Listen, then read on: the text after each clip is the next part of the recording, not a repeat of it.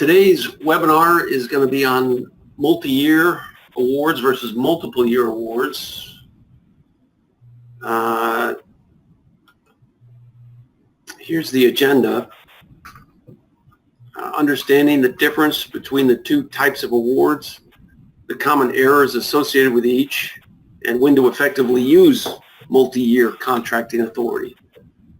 It's going to be two phases. We're going to look at multi-year contracts first, how you handle the dates that are entered into FPDS&G when you're dealing with multi-year contracts. In particular, the effective date, the completion date, and the estimated ultimate completion date.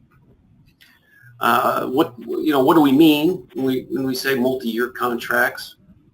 And the common errors associated with entering those dates and other. That's really just those dates for multiple year contracts.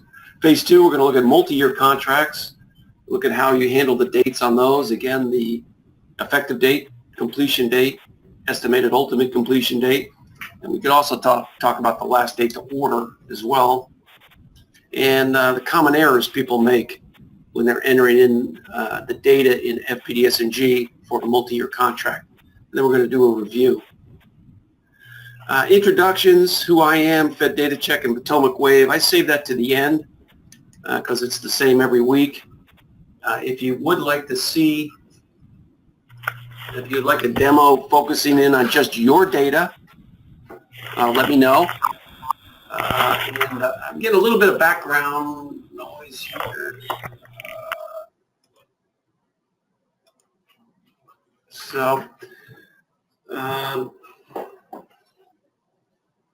Send a message to Chuck.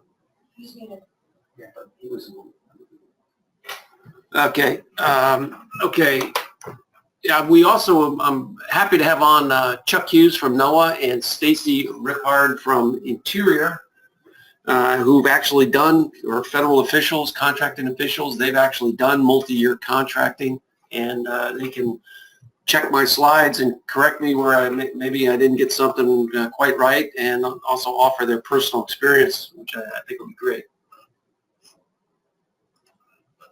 Okay. I'm going to start out with definitions. Let's talk. There is this term that you'll often hear, and you'll see it in FPDS&G standard reports, called an action. It ties to FPDS&G data element 6Q. If you're not in the VA or Department of Defense, just forget you ever heard this term. If you can avoid it, do it. It's often people interpret an action as the same thing as a mod, and it's not. At least not in FPDS&G. In award, how as we go through the slides today, what is meant by an award? How does Fed Data Check use award? How do I use it? I equate that with a mod 0. Reflects a new award. A mod 0 transaction and an associated, say, P1 mod, that would make up two transactions, both tied to the same award. So a mod 0 reflects a new award. Contract, for the purposes of this presentation, now if someone wants to raise their hand, by the way, on these definitions and offer a refinement, feel free. For purposes of this presentation, award and contract are going to be used synonymously. So a multi-year contract in this presentation is the same, is a synonym for a multi-year award. Contract action report, you can read that definition in FAR 4601. Contract action means any oral or written action that results in the purchase, rent, or lease of supplies or equipment. Yada, yada, yada. Contract action report, CAR.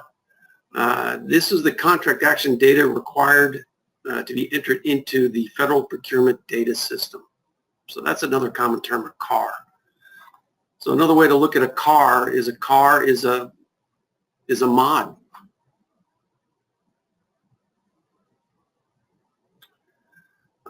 When you look at a mod in FPDS&G and you click view and you see that screen, That's a contract action report, which is tied to a mod.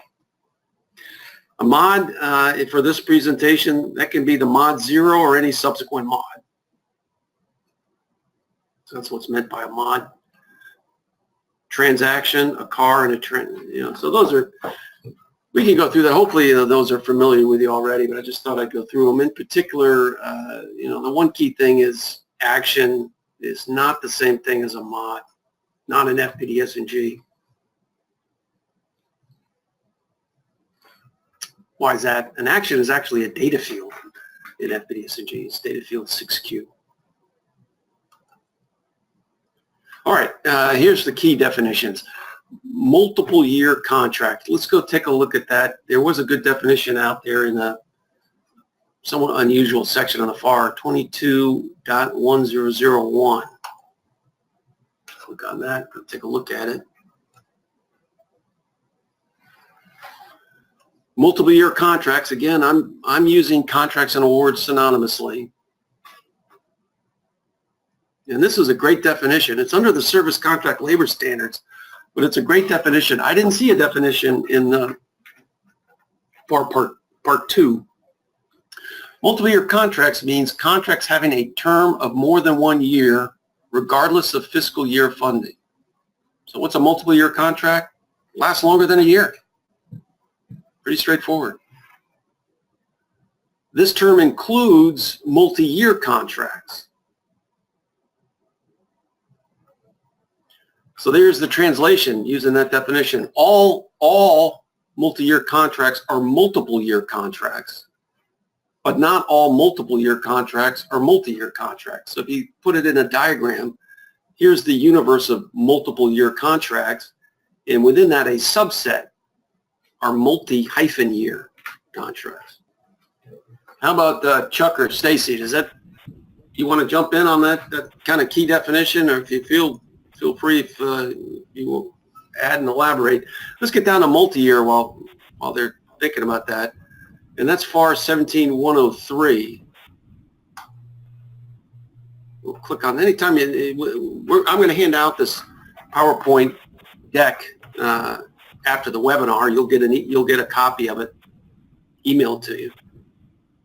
But anytime you see that underline, that means it's hyperlinked. 17103. And here's the key one here.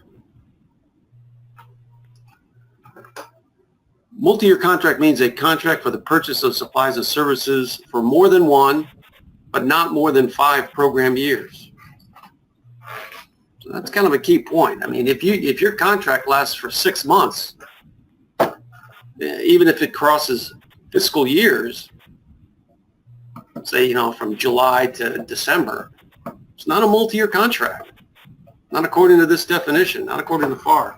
You got to be greater than 1 year, but not more than 5. They do provide an exception on that more than 5, I believe, down here. Here you go. You can get over 5 unless otherwise authorized by statute. Another one is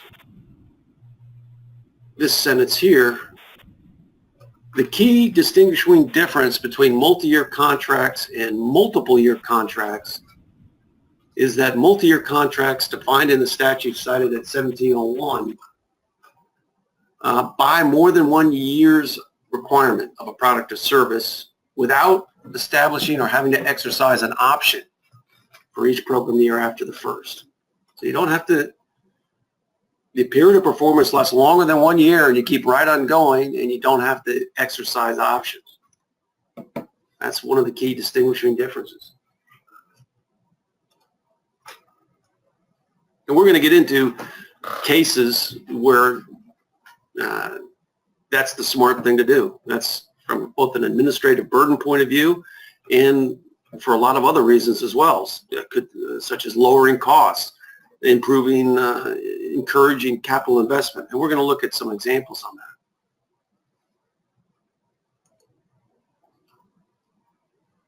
that. Just again, award and contract I'm using as synonyms. I tell you what, let's take first of all, any question? I don't see any questions. So those, okay. Last one. Yeah, I got a question here. even though the contract is multi-years, what's the limit of the years can it go to? All right, I'm going to say 5, Gloria, on that one. Yeah, they did have that, there's usually always a lot of exceptions on this. I suppose you could get the head of agency to say it's extraordinary case and we need to make it 10. That's what I saw down here, unless otherwise authorized by statute. I don't know what statute they're referring to. But multi-year, greater than 1, less than or equal to 5. Okay, let's do a poll here. And I'm going to do this.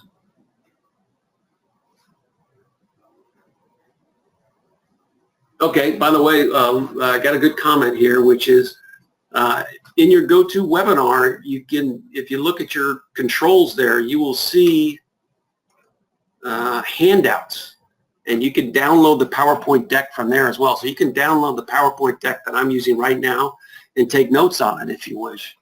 Thanks, Laura. Okay, let's see here. I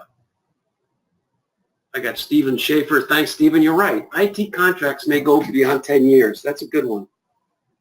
I believe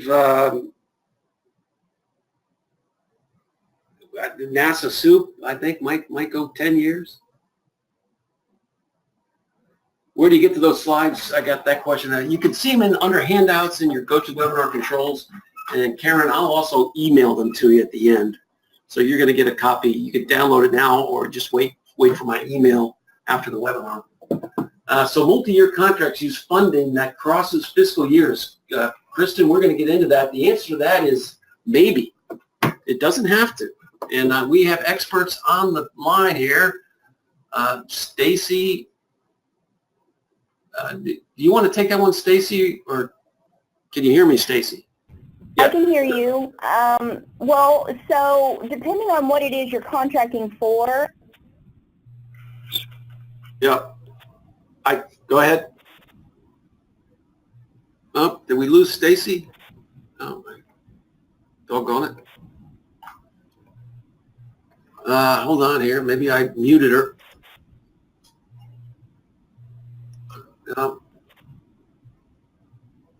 Stacy, somehow we lost you. That might have been me. But anyway, I'm going to answer that question on multi-year contracts use funding. Does it always cross fiscal years? My answer to that is no. You can fully fund a multi-year contract right away. So you could use the money you have in the current appropriation year, fully obligate that, and then have the period of performance last more than 1 year and less than or equal to 5. From my looking at the data, typically they are incrementally funded, so therefore the funding does cross appropriation years. And somehow I lost one of our panelists, which is too bad. Chuck, can you hear me? Do you have any comment on that? Or? Yeah, I can hear you. Yeah, often I've seen contracts that we funded up front when they had the money and it was multi-year funding. Okay. And then task or delivery orders would be issued against it over the period of performance established. So it would just keep right on rolling, and they wouldn't necessarily have to deal with exercising option periods. Okay. But usually a unique situation. All right. All right, let me get back on where I am here. Oh, wait a minute. I was going to do a poll. Let me do this. Let me launch that one. How many in our audience have done multi-year contracting? Hey, we have a lot who have. That's great.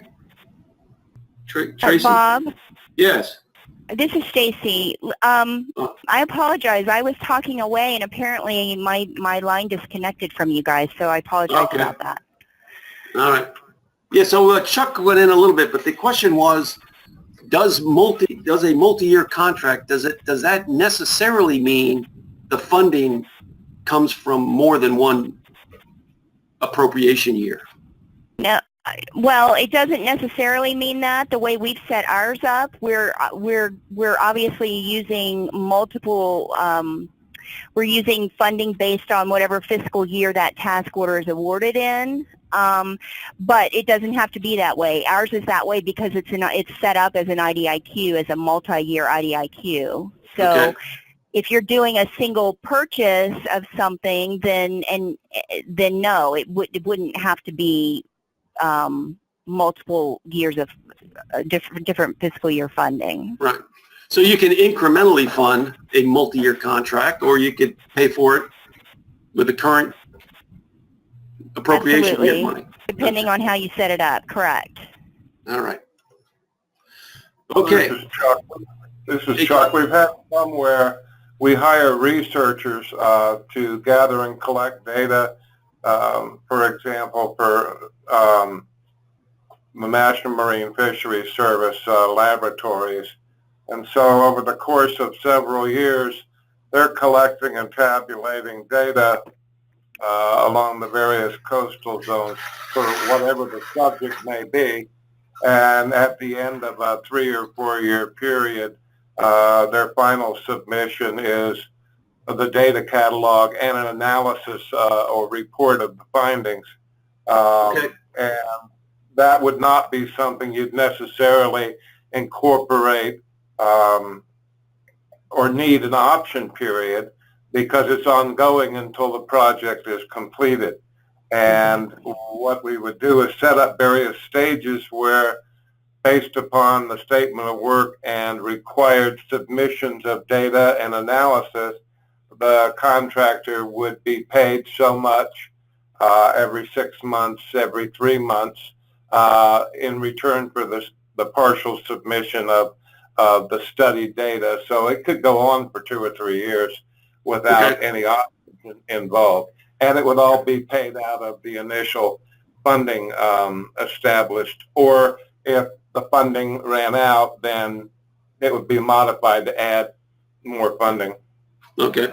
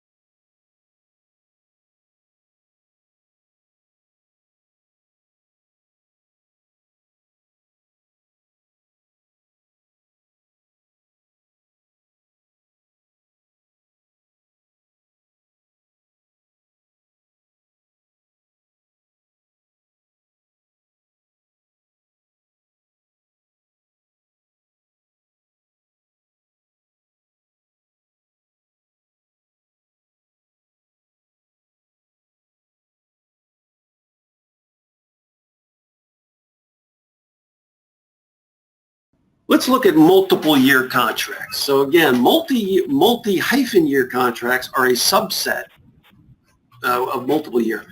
But again, the only, what's a multiple year contract? Period of performance more than 1 year. So for BPA calls, delivery orders, definitive contracts, purchase orders, that is often represented as, on Mod 0, the completion date. The completion date is set to 1 year after the effective date. completion, so we're talking about multiple year, and let's say we got that base year, 4 option years. Let's call that your garden variety contract. So on those, the completion date, and you already know this, but let's just review it. The completion date is set to 1 year after the start date.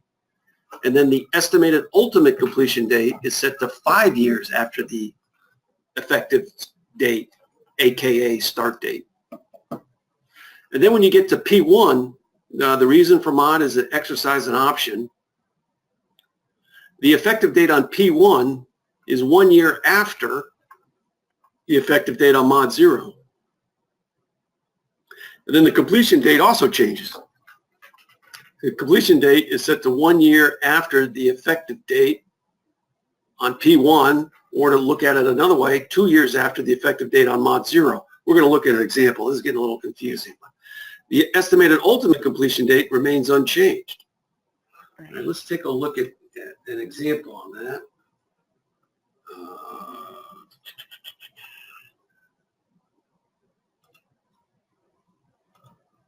Okay.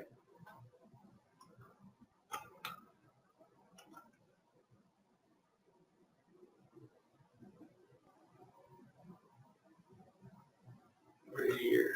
Okay. All right. Well, I'm going to have to jump out of the presentation so I can copy that PID number. All right, let's take a look at this PID number.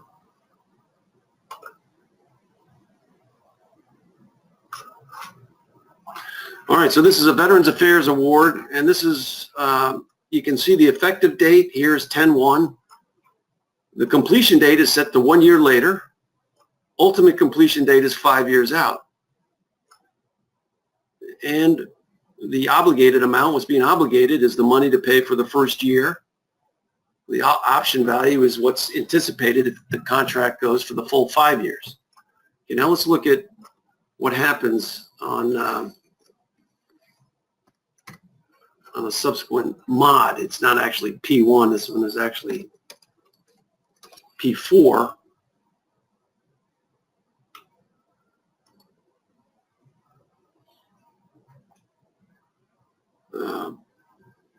So here's the original, 10/1/12 to 9/30/2013. Now for the next one, this is going to flip to 10/1/2013.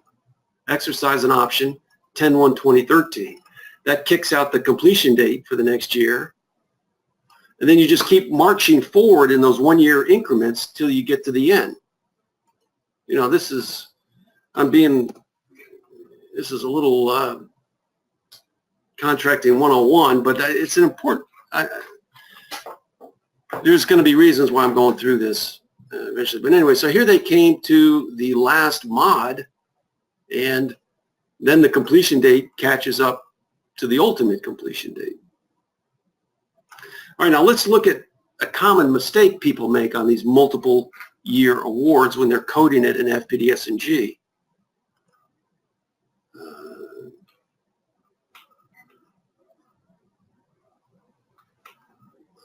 Let's see, who am I logged in as?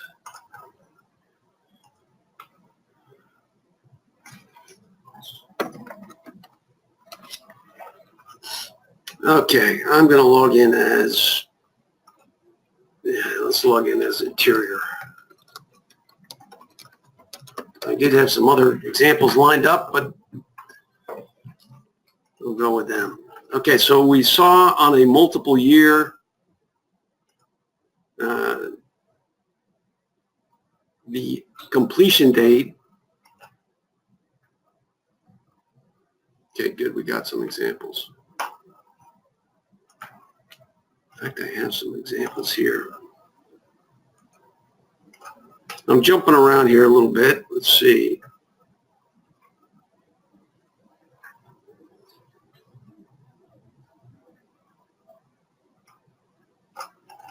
Let's look at this one here.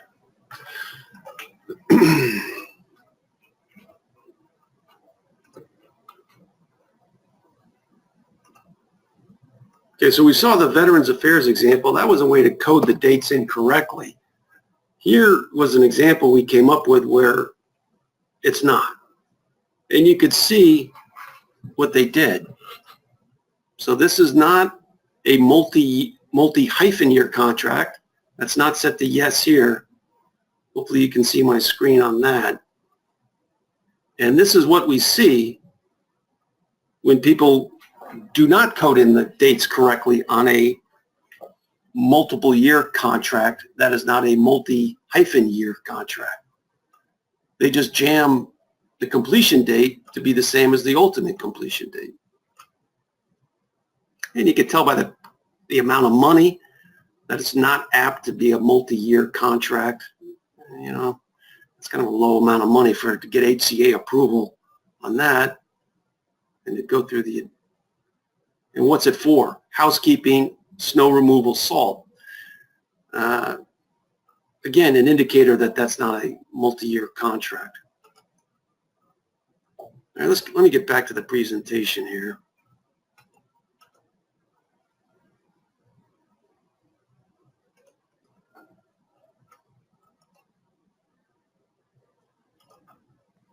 Okay. So we saw the good example where it marched through, and we maybe jumped ahead and saw one where it wasn't, but what is the meaning of these multi-year contracts? So what does it mean? For multiple year contracts that are not multi-hyphen year contracts, the funding for each mod is tied to the appropriation for a single year. There's the FAR reference. HCA or head of agency approval is rarely required. If someone else has a different view on that, let me know.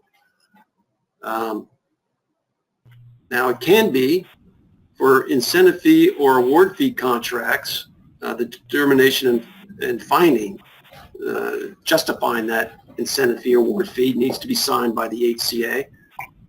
But if you're doing a small business set aside that was competed using simplified acquisition procedures, you know, that would be something more typical than an incentive fee or award fee contract. HCA approval is not required. If the contract provides services, they are severable.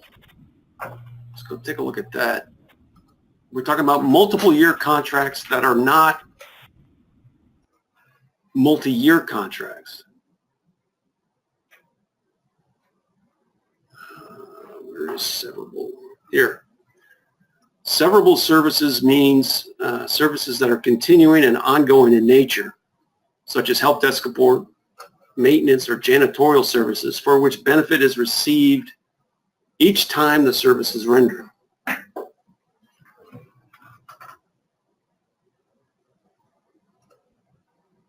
So I'm saying if it's for multiple year contracts that are not multi-year contracts, the services are typically severable. You're doing snow removal. You know, those examples we saw, help desk support. Let's say even IT development, although maybe you can make an argument on that, that's not that's severable. Contract provides supplies. I put, well, they're always severable. I put question marks upon it, but it's hard to imagine when you're getting a supply, be it computers, laptops, uniforms, cars, tractors. How it seems to me that really is by definition severable. Although I'm sure there's some cases where it's not. You need a certain quantity, otherwise the value to the government is drastically reduced.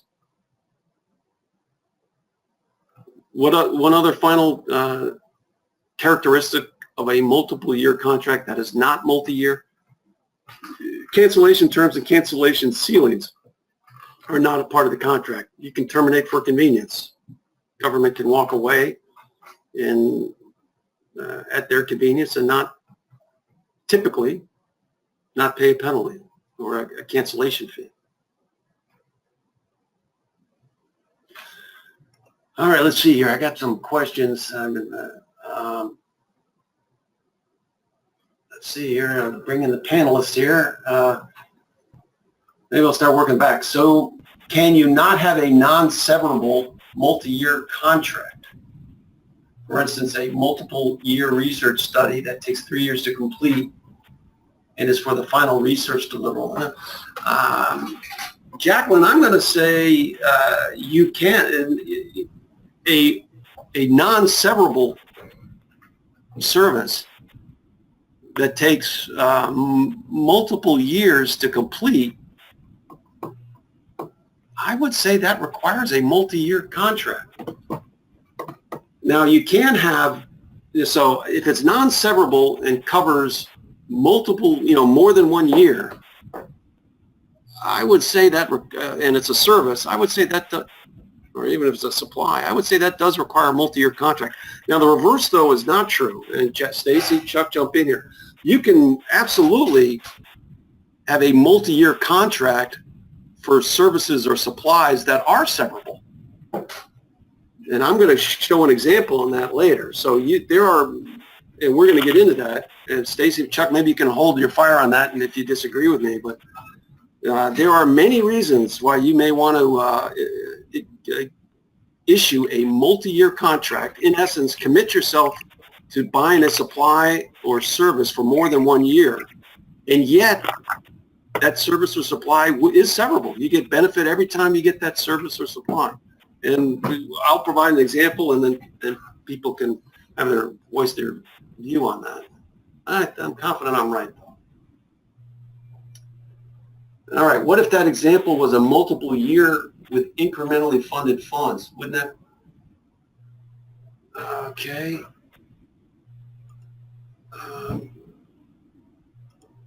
Terry, can you hear me? Terry Manovich?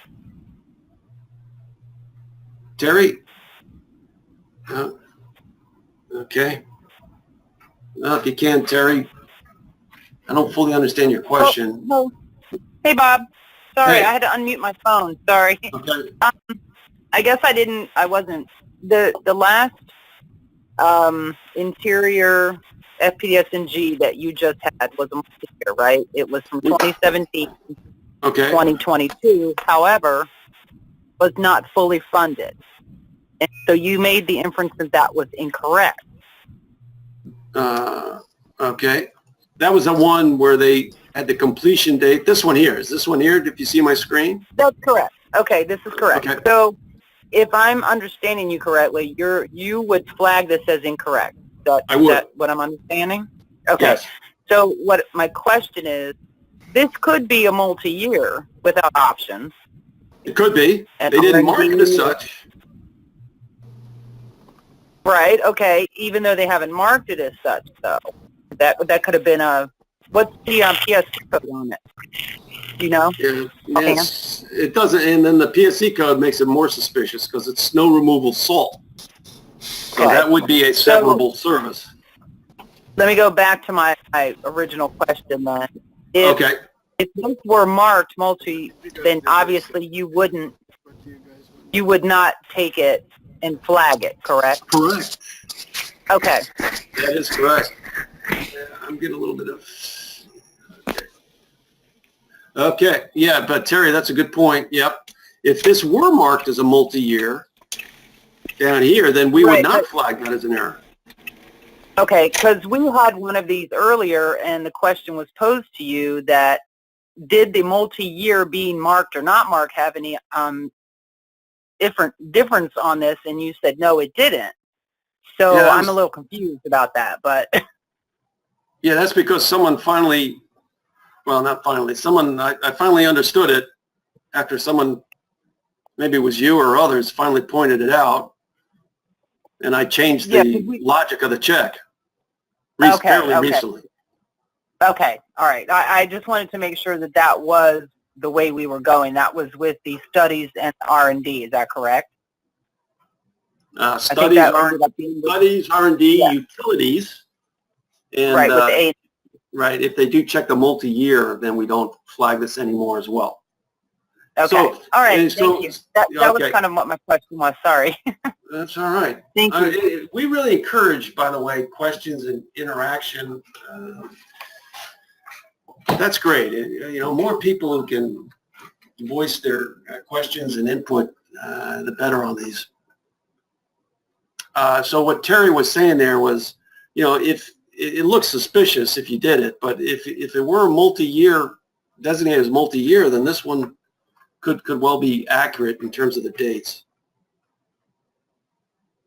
Let's see, I'll get one more question, otherwise I might come back here. Does the type of funding, 1 year, 2 year, no year, affect whether or not you can fund a multi-year contract with base year funds? That's a good one, Sadie. I could get over to my panelist on this one. Does the type of funding, 1 year, let's say you had no year money. Chuck, we talked about no year money Right. yesterday. So if you have no year money, does that impact whether your flexibility when it comes to multi-year contracting? Well, yeah, it would.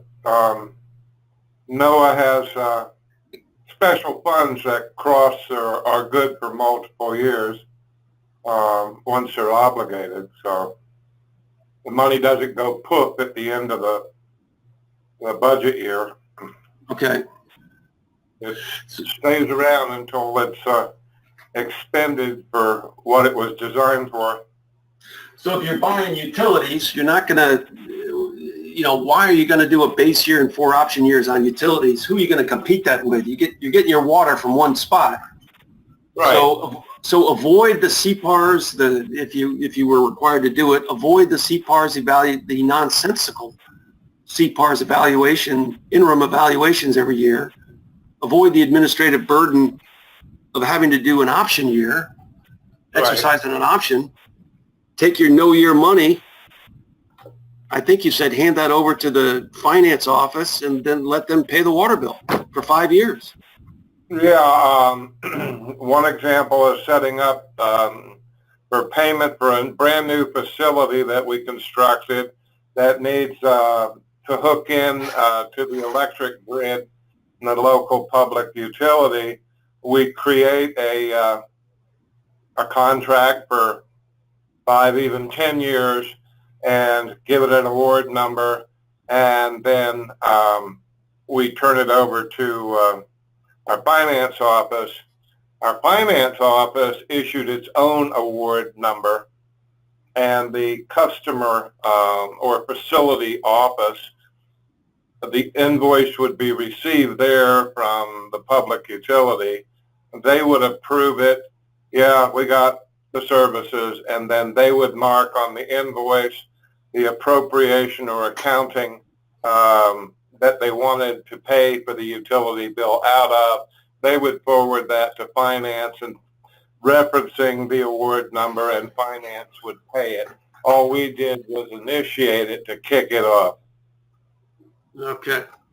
Giving finance the approval and instructing the customer on the process of handling the invoices.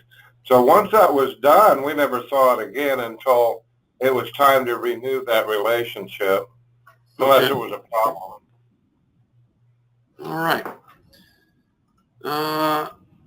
Where are we here? So we got through this multi-year contract, some of the characteristics of a multi-year contract that is multiple year, that is not multi-year. The common error, we saw the common error. Let's see if I got another one that we can look at. Well, let's just,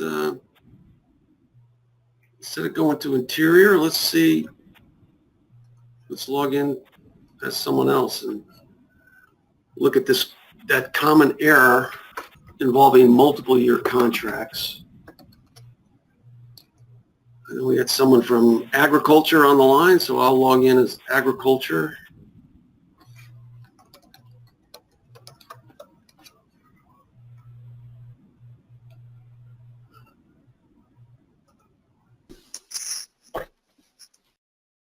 Okay.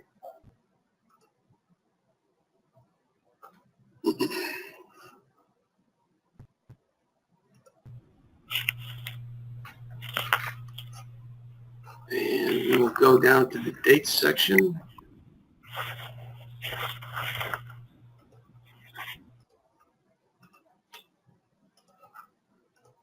I'll come down to that check 90. So it looks like we got 74 of these type errors that we've flagged for agriculture in FY18. I clicked on the link. This is the Fed Data Check program. This is where you can get a feel for your FPDS-NG data quality and cars that have data elements that are out of sync. If you're not familiar with it and you would like a demo, please let me know. I'll hang on after the presentation. You can let me know. All right, let's take a look at this one. Here's the one for supplies. Looks like it's for supplies. Yep, 7630. Click on that. We'll go out and look at it.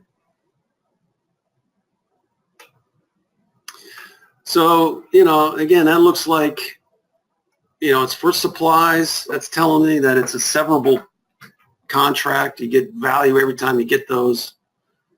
It's for 5 years.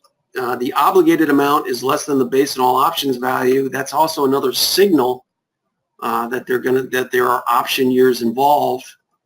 And if I come down to multi-year contracting, it's set to no. So everything there is telling me that that should be 11/30/2018, not 22. Okay. And why, the other question that comes up on this, and we're going to get over to multi-year in a second, I might be running a little behind. Why does it matter? The agriculture got their books, the program office got their magazines or books, whatever they needed. Let's assume it was for a great price. All right, I put in the wrong completion date. Who cares? It's not who cares, but I mean, it's how significant is that? Well, it's significant, I'm going to say. And why is that? One, it's on, if you get that date wrong, you're going to get flagged as incorrect on the annual FPDS-NG verification and validation review. That goes to ONB. It's signed off on by the HCA. So you're going to get a lower rating on a stat that goes to ONB. That's important in and of itself. OIG, for some of our subscribers, the OIG have been auditing the procurement records as part of the Data Act. It would get flagged incorrect there. So you get flagged on an OIG report. And here's some other more, some perhaps even more substantive reasons as to why those dates are important. It disrupts the CPAR's notifications and timelines. If you put a completion date 5 years out in the future, you're not going to get those reminders from CPARs that, hey, an interim evaluation is due. So it's going to throw off your review of contractor performance. And then here's another one, which is if you put that period, you're buying books and supplies over 5 years, you got a base year and 4 option years. Let's say that after 2 of those years, you decide you don't need the books and magazines anymore. You don't need the periodicals. So you just let the contract expire. You don't exercise the option. And then it might take you a while or maybe never to issue a closeout mod. So what that looks like now is that if in the second year, let's say on 9/30/2019, that award for books and magazines expired, it's still going to look like, according to the data on 10/2019, that it's still an active award. Let me go back to that just to get the point. So here are with these books or magazines. Let's say, okay, I do the first year. I'm going to end on 11/30/2018. I'll do it again, exercise an option. I'm on 11/30/2019. Then I decide, oh, we don't need it anymore. Whatever this supply was for newspapers and periodicals, it's no longer needed. Agriculture opts to not exercise the option. Unless a closeout mod is issued right away, it's still going to look like that award is active up until you do that closeout mod. So that means your administrative workload cannot be properly determined. You're going to look like you have more active awards than you do. All right, I'm going to keep moving along here. I'm running a little behind. Multi-year contracts, the date mechanics. Per FAR 22-101, multi-year contracts, we looked at that, as do multiple year contracts, have a period of performance greater than 1 year. FPDS-NG data element 6C which is the multi-year contract, where you set that to yes or no, can only be set on IDCs and definitive contracts. The value propagates to delivery orders. And here's the key point. In direct contrast to multiple year contracts, multi-year contracts that are definitive contracts, the completion date is set to the same value as the ultimate completion date. Is set, or it can be set. But there's certainly nothing wrong with setting the completion date the same as the ultimate completion date. And let's look at, we can look at an interior example.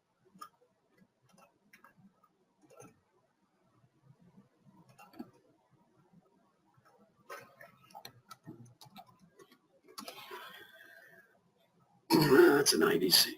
That's not the one I want. I want to go with this one.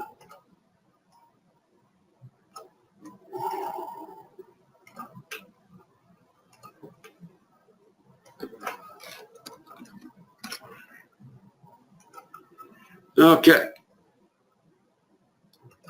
So I've confirmed that this is in fact a multi-year contract, meaning that education bought, I'm waiting on FPDS&G here, bought a supply or service for more than 1 year.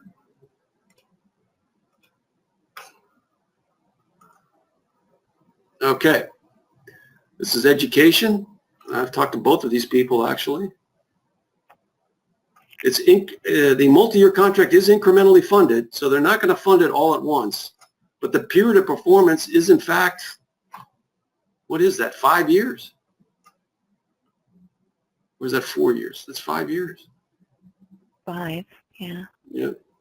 Multi-year contract, yes. That's correct. The education is not expecting to get any value, not really expecting to get the vast majority of value of this research and development R&D or the support services, because part of it is R&D in here. Let's see. You see, purpose of this contract is to provide research, technical assistance, and others. So they're involved in analyzing. Maybe they're analyzing a student cohort through multiple years of an education, and there are related tasks. And the benefit to the government is the completion of this R&D effort, and that's not going to happen until many years out. That is the correct completion date.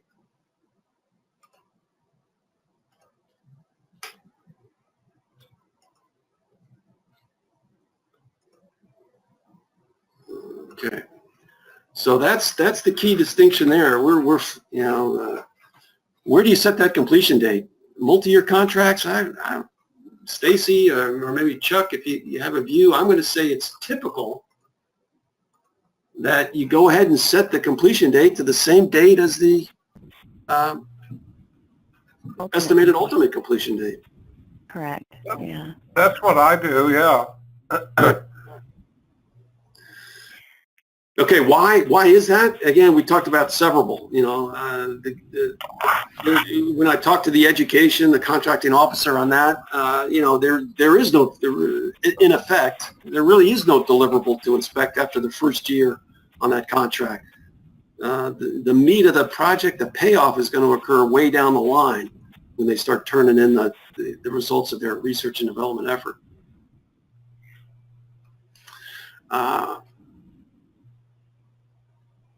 Okay, now here's another one. It's an important one. Multi-year contracts, and we're going to look at an example. It doesn't have to, it doesn't have to involve non-severable services. It can also be used to lower costs and encourage productivity.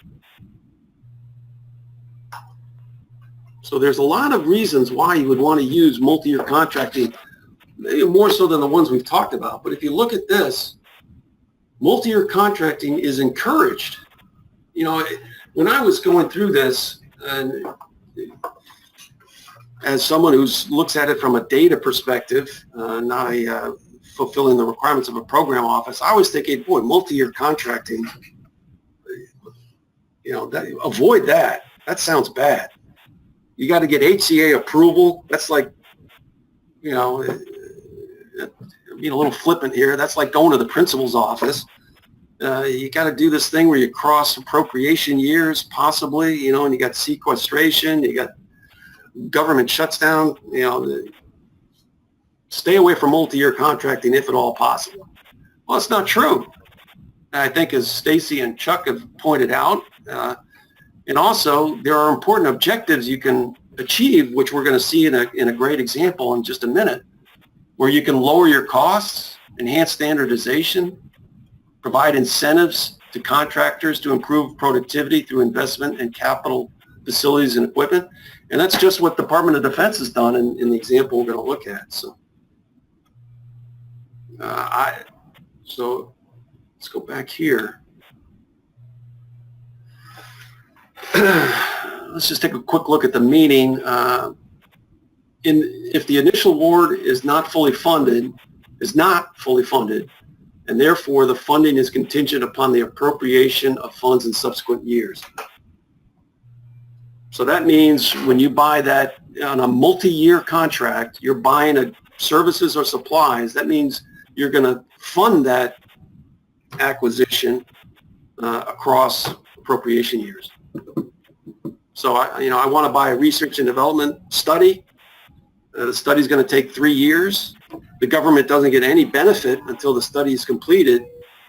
You can pay that all at once, or you can incrementally fund it, which means, in effect, you've committed expenditures on 3 appropriation years. Now there's the Anti-Deficiency Act and all that. Presumably that's why you need HCA approval. You can cancel, but there's a fee associated with that. So you're not completely obligated to go through the full 3 years. We use this as an example. The one we looked at for the R&D, the initial period of performance was 4 or 5 years. The cost of the period of performance was $27 million, and based on my conversations with them, unfortunately they couldn't attend. They had another meeting, but as they described it, the American Institute for Research in Behavioral Sciences, who got that multi-year contract, there were tasks that fed into each other. The government wasn't going to get the benefit until task 3 was completed.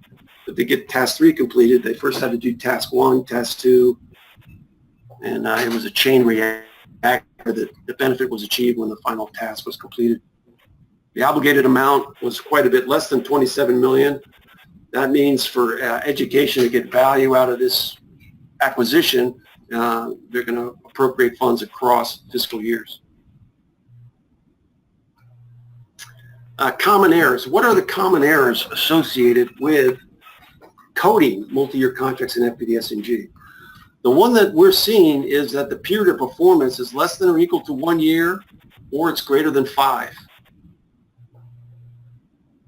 All right, let's look at, how about we go to someone I don't normally pick here, which would be who? Let's go to, unfortunately, well, let's go to Justice. See if Justice has some of these.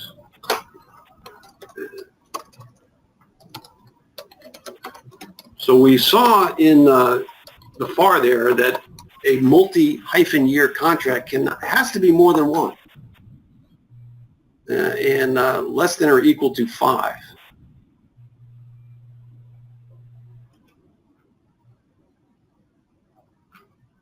So I'm in Fed Data Check now. We have a bunch of checks, one of which is what we're talking about. I'm going to come down and click on this one, and we'll see what we get.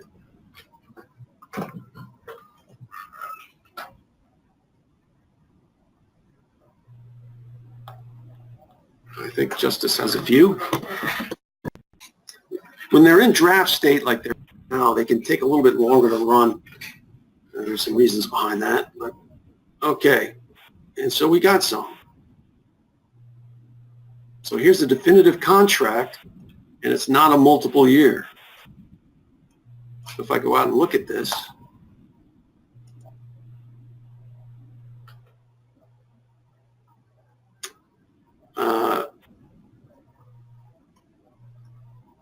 The estimated ultimate completion date is out there. Let me see if I got a...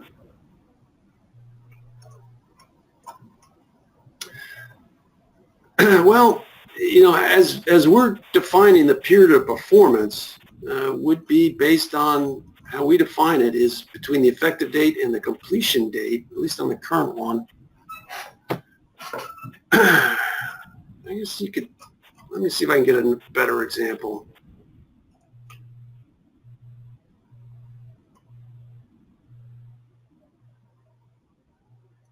We'll look at an IDC as to why we would flag that. So here on the on this IDC, we would flag that because it's less than a year between the start date and the last date to order. So we would not consider that a multiple year contract. Hence, it cannot be a multi-year contract.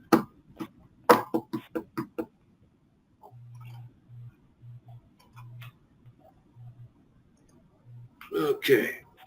Let me keep. So we got some questions here. Let me finish this slide and then we'll get there. So that's what our check is doing. We're looking at that, and when we're looking at it, 90% of the time, we also see that people, when they check the multi-year contract to yes, what they really mean that it's a multiple year.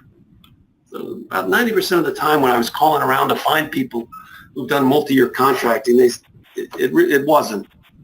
They didn't need HCA approval. It wasn't really for the acquisition of a supplier service where the initial period of performance exceeded 1 year. Well, hey, that's what was wrong on that definitive contract. Anyway.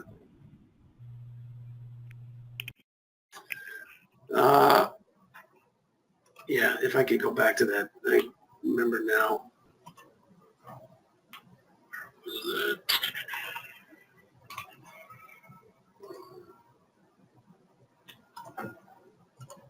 Yeah, let's see.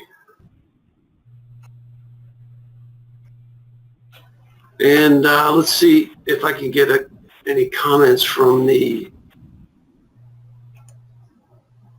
other organizers. Yeah, this one would be, even though the estimated ultimate completion date is set out in the future, it is mod 0, and it doesn't make sense to have a multi-year contract designated as a multi-year contract. Here, yes, if the initial period of performance is less than 1 year.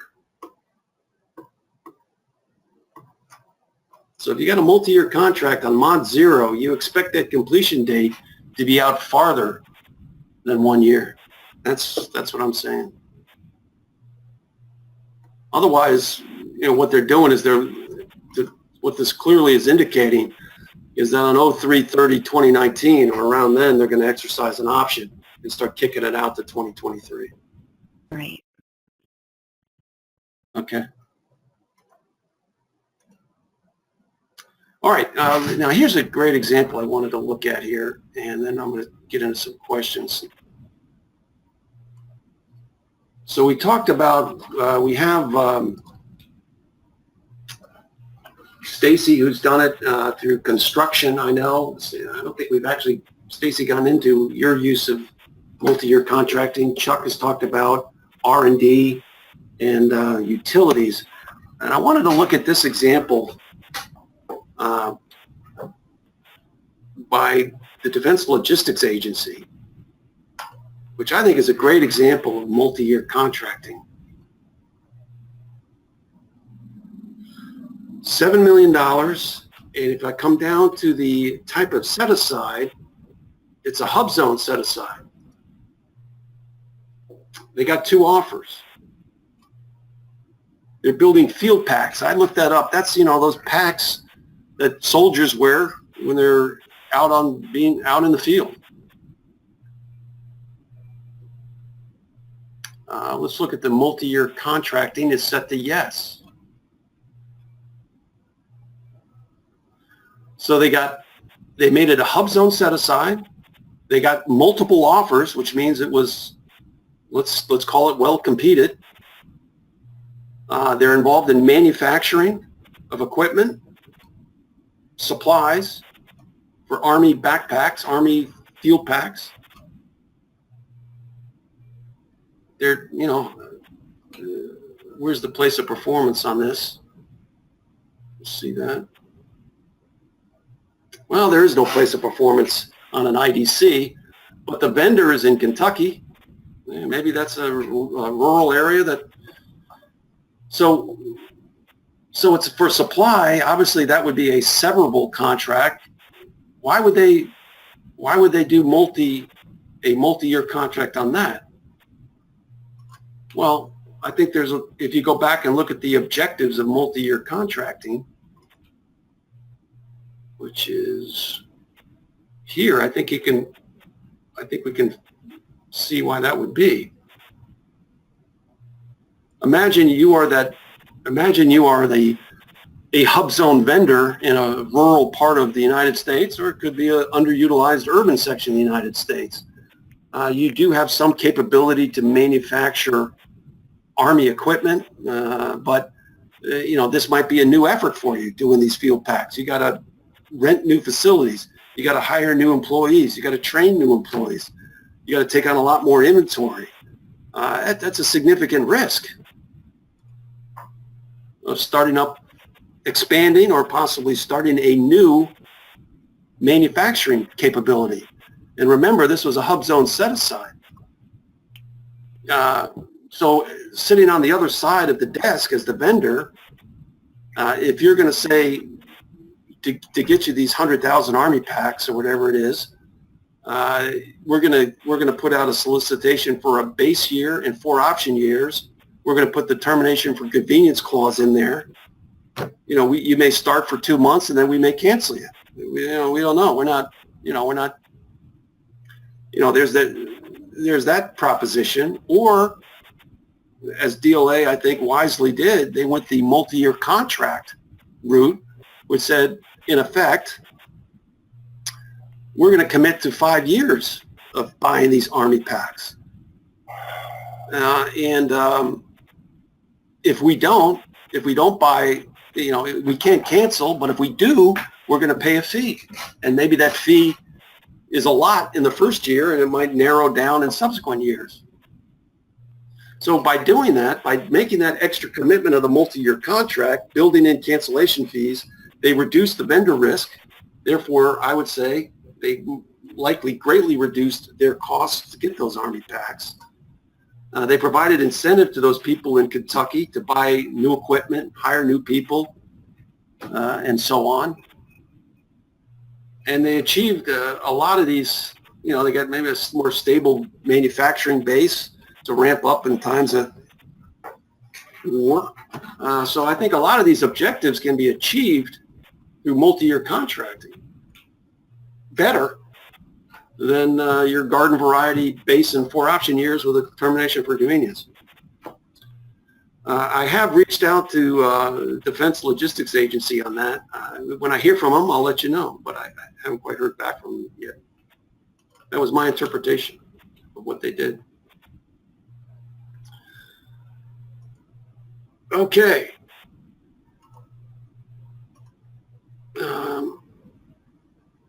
Again, what's the common mistake we're seeing in multi-year is, you got to have that, if that period of performance, initial period of performance is not greater than 1 year, what you're doing is you're exercising an option. Multi-year contract, you expect that completion date to be pushed out there beyond 1 year. All right, before I do the review, let me see if I got some questions here.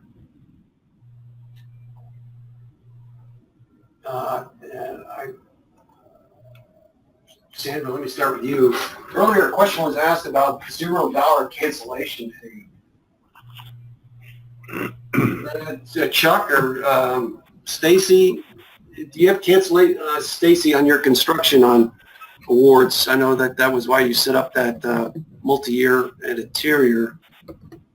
Are there cancellation fees on those task orders, or that you know of? Or no, there are not.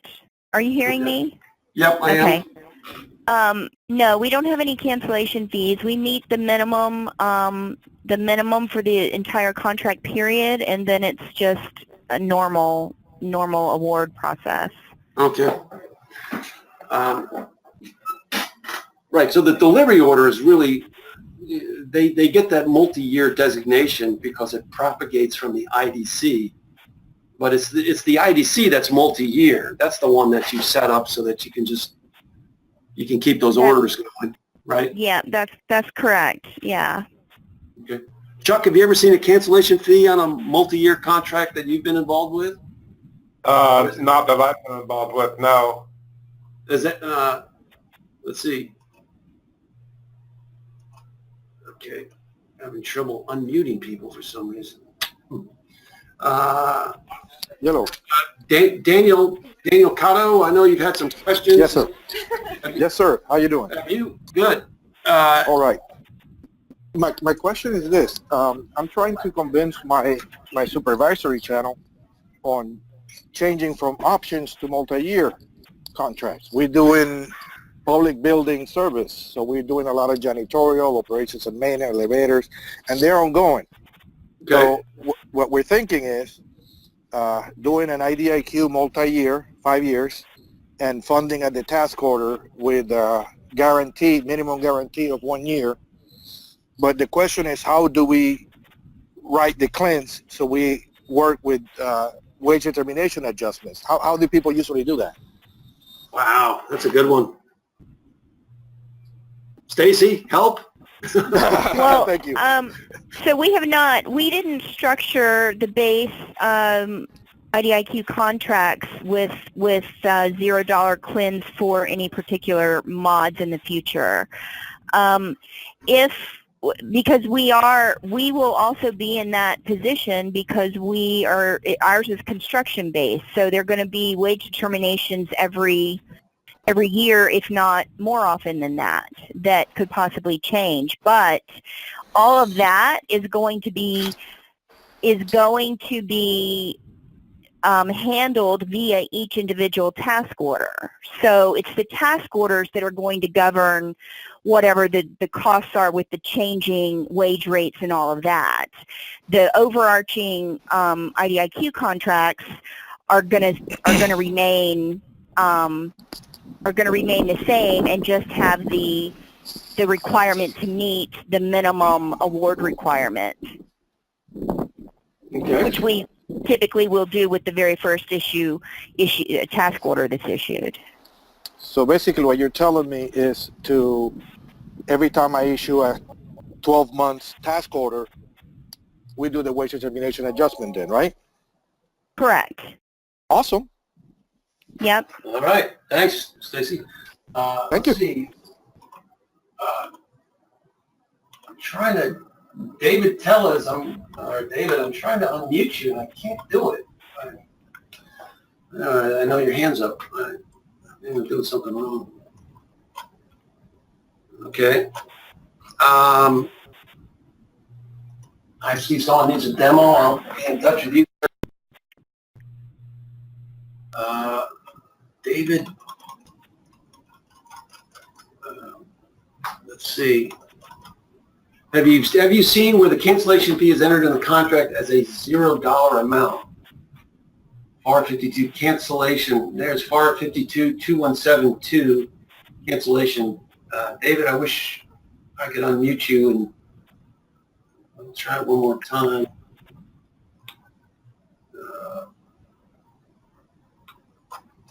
What's that? I'm having trouble finding you. Let's see. No, there you are. And I can't do it. Anyway, sorry, David. I'll have to get to that question. David, I'll review the questions and try to find it for you after the webinar. So here's one other question. So can you not have it? Oh yeah, there we go. I think we answered that one, Jacqueline. Okay. I think we've gotten most of the questions. If we haven't, why do more people use options instead of the multi-year? Is it just habit? I think multi-year is an underused authority. If just from me looking at the data, I don't think people take advantage of it and hit those objectives that we saw. One is, I think that's a great example we just saw from GSA. You know, you have maintenance coming in every year. You know, they're looking at using that multi-year option. It cuts down on the administrative burden. It might make the CPAR's evaluation cycle make a lot more sense. So, I mean, yeah.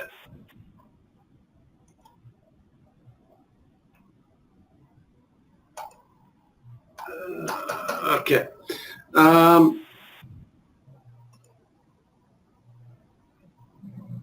Okay. Let's see if I missed any. Okay. I'm sorry, David. I can't seem to unmute you. Okay. Let's do a review here, and then I hope, if anything, I know that we've had some great. Stacy, thanks very much. Chuck, there's this PowerPoint deck. Daniel Cotto gave us a great example of what they're looking to do over at GSA, Public Building Service.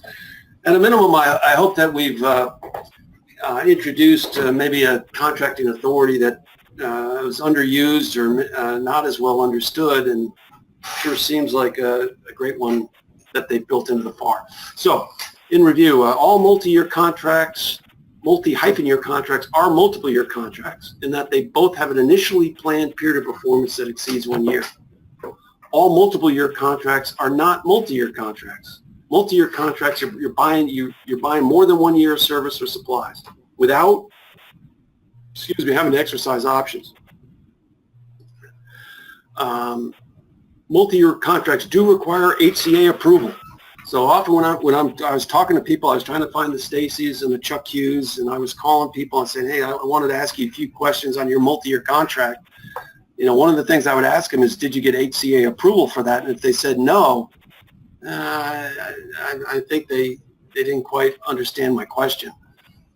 So unless you get HCA approval, multi-year contracts are not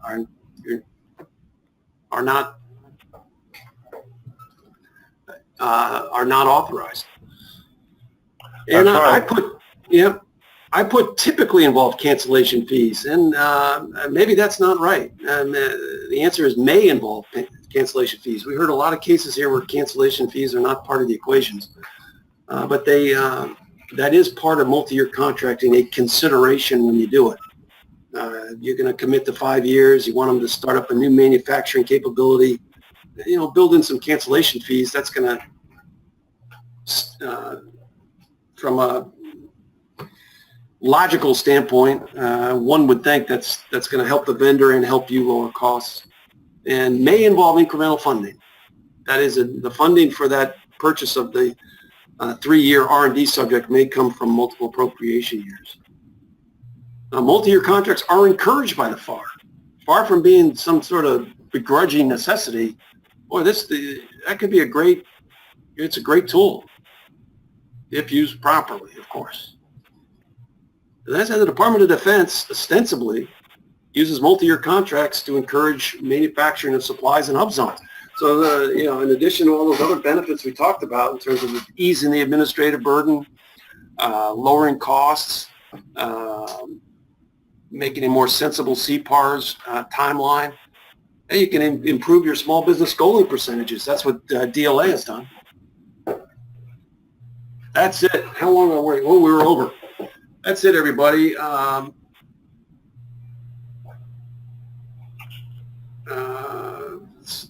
Let's see. I had one question, one last one here. Earlier, a question was asked about zero.